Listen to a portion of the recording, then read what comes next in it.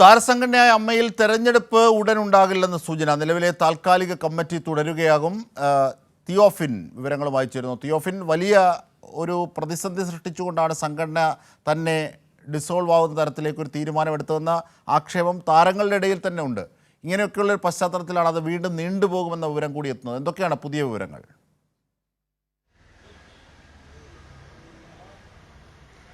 Ajimshad, AMMA സംഘടനയിലെ പ്രതിസന്ധി ഇപ്പോഴും പരിഹാരമാവുന്നില്ല, അല്ലെങ്കിൽ പ്രതിസന്ധി അവസാനിക്കുന്നില്ല എന്ന് തന്നെയാണ് നമുക്ക് വ്യക്തമാകുന്നത്.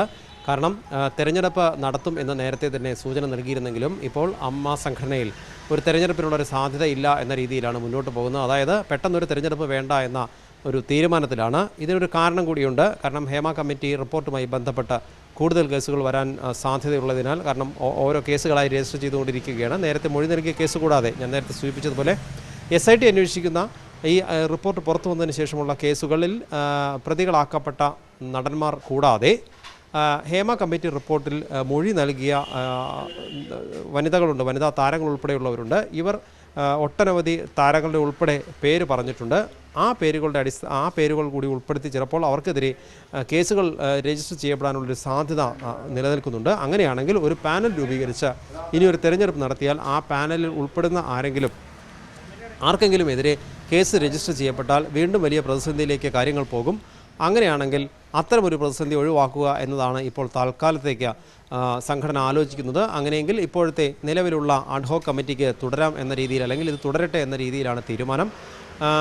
AMMA സംഘടനയുടെ ബൈലോ പ്രകാരം ഒരു താൽക്കാലിക കമ്മിറ്റിക്ക് അല്ലെങ്കിൽ അഡ്ഹോക് കമ്മിറ്റിക്ക് 1 വർഷം വരെ ഈ സംഘടനയുടെ നിയന്ത്രണം കൊണ്ടുപോകാനുള്ള അവസരമുണ്ട്. അങ്ങനെയെങ്കിൽ അതിനുള്ള ഒരു ക്ലോസ് ഈ ബൈലോയിൽ തന്നെ ഉണ്ട് എന്നാണ് പറയുന്നത്. അങ്ങനെയെങ്കിൽ അല്പകാലം കൂടി ഈ അഡ്ഹോക് കമ്മിറ്റിക്ക് അത് തുടരാം. എങ്കിൽ പെട്ടെന്നൊരു തിരഞ്ഞെടുപ്പ് നടത്തി ഇനി കൂടുതൽ പ്രതിസന്ധിയിലേക്ക് പോകേണ്ട എന്നൊരു നിഗമനത്തിലാണ്. ആ സാഹചര്യത്തിലാണ് നിലവിലെ കമ്മിറ്റി തുടരാനും തീർച്ചയായും വലിയ പ്രതിഷേധങ്ങൾ ഇതിന് ഉണ്ടാകാനുള്ള സാധ്യതയുണ്ട്. ജഗദീഷ് അടക്കമുള്ളവർ ഇതിനകം തന്നെ പല വിധത്തിലും പ്രതിഷേധം അറിയിച്ചു കഴിഞ്ഞു. അവരുടെ വാട്സപ്പ് ഗ്രൂപ്പുകളിൽ നിന്നൊക്കെ എക്സിറ്റ് ആകുന്ന ഒരു സാഹചര്യമുണ്ട്.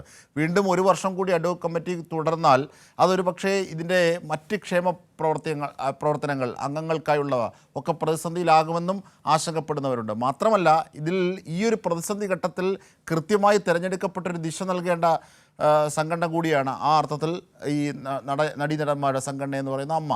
അപ്പോൾ സ്വാഭാവികമായും ഇത് തുടരുക എന്ന് പറയുന്നത് പ്രതിസന്ധിയാണ്. മാത്രമല്ല, അതിന് പറയുന്ന കാരണം വളരെ വിചിത്രമാണ്. ഇനി ആർക്കെങ്കിലും എതിരെ കേസ് എടുത്താൽ അത് പ്രതിസന്ധിയിലാകുമെന്ന്. തിയോഫിൻ,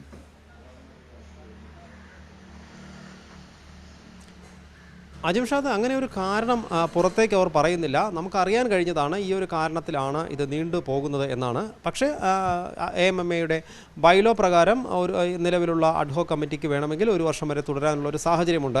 അതുകൊണ്ടാണ് അത്തരത്തിൽ മുന്നോട്ട് കൊണ്ടുപോകുന്നത്. യഥാർത്ഥത്തിലുള്ള കാരണം നമ്മൾ നേരത്തെ സൂചിപ്പിച്ചത് തന്നെയാണ്.